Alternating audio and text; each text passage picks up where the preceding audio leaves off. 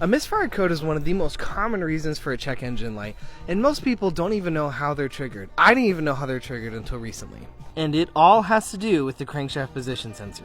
So if the computer detects that the crankshaft slows down during a time when a cylinder should be firing, it knows it missed. So that may sound simple, but from an engineering standpoint, you have to be extremely precise to get that right. For example, during the firing stroke, the crankshaft is going to rotate 180 degrees.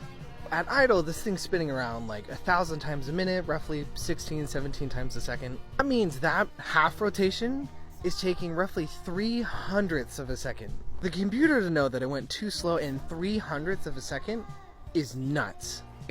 Now you know.